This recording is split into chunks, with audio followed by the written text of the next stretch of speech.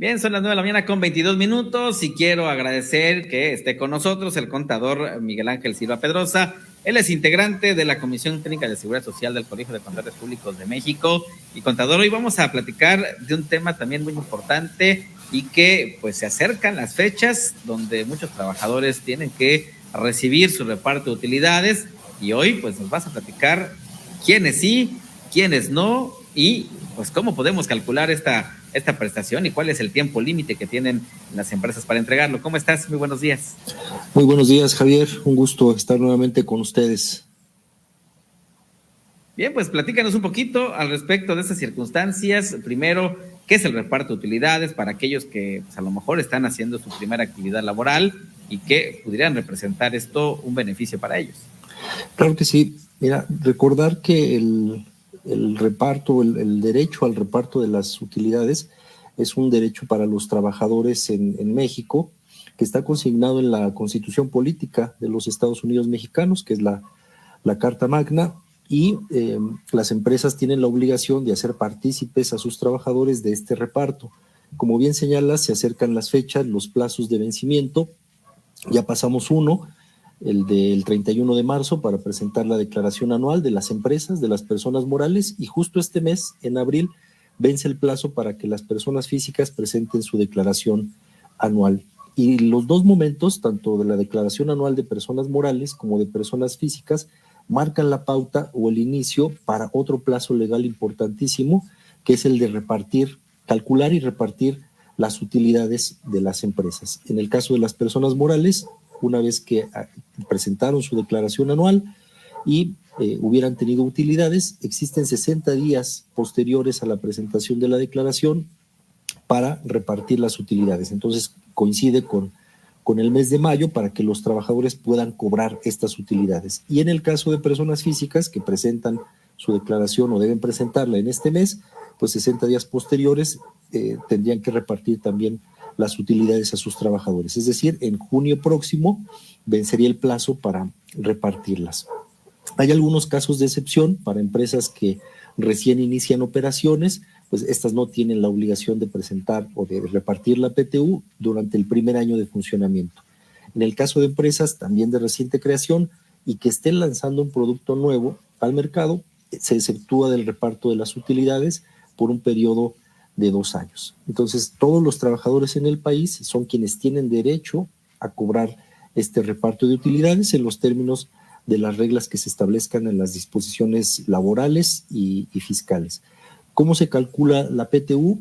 Pues sobre esa renta gravable o esa utilidad que calcularon las empresas o las personas físicas, es decir, de sus ingresos acumulables, restando las deducciones o los gastos que hubieran tenido en un ejercicio fiscal, en este caso el ejercicio de 2023, sobre esa diferencia se calcula un 10% y esa es la renta que se va a repartir entre sus trabajadores, con dos factores esencialmente, los días trabajados y los salarios que hubiera percibido el trabajador. Entonces, ya con base en esos indicadores, los trabajadores tendrán acceso a cobrar esa PTU que comentamos.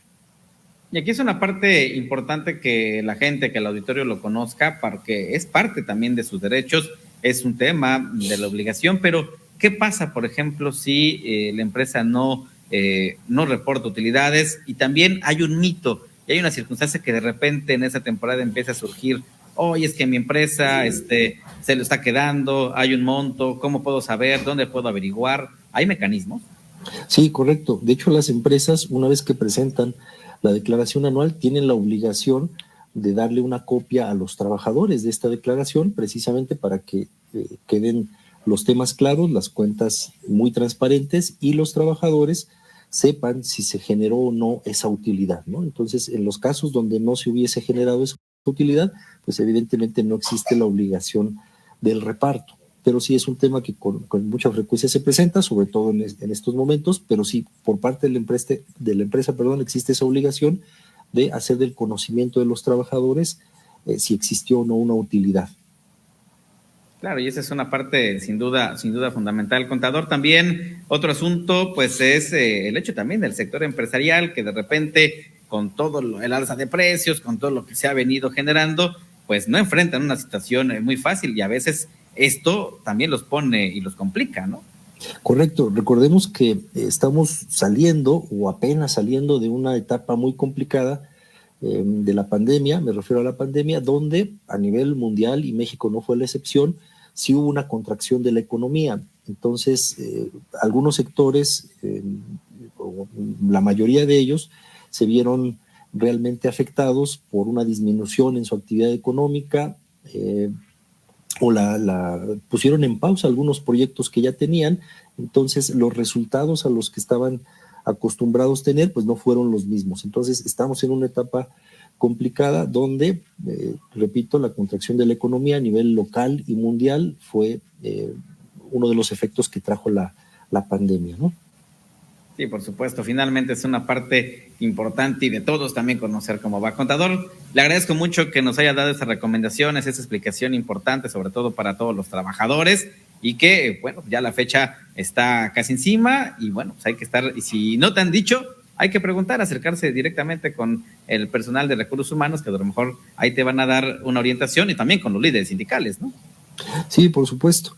Estamos en las fechas límite para el cobro, y también recordar que ya una vez si se tuvo ese acceso al reparto de utilidades, hay una parte que se debe pagar impuesto por el impuesto sobre la renta que se genera, siempre y cuando la cantidad que se vaya a repartir pues haya rebasado las 15 veces la unidad de medida y actualización, ¿no? La UMA, lo que conocemos como la UMA. Entonces, si hubiera excedente a esas 15 veces la UMA, sobre la diferencia se debe pagar un impuesto que se le retendrá al trabajador en el recibo de nóminas correspondiente y se enterará al fisco federal en las declaraciones de los pagos provisionales. Sí, algo cierto es que de los impuestos no nos salvamos de ningún modo, contador. Como así siempre, muchas gracias. Al contrario, ustedes, un gusto saludarlos, que tengan muy buen día. Pásala bien, excelente día. Bien, vamos a una pausa. Cuando regresemos tenemos más información, por supuesto, a través de este espacio. Te recuerdo el teléfono de WhatsApp, 984-806-6077. Continuamos.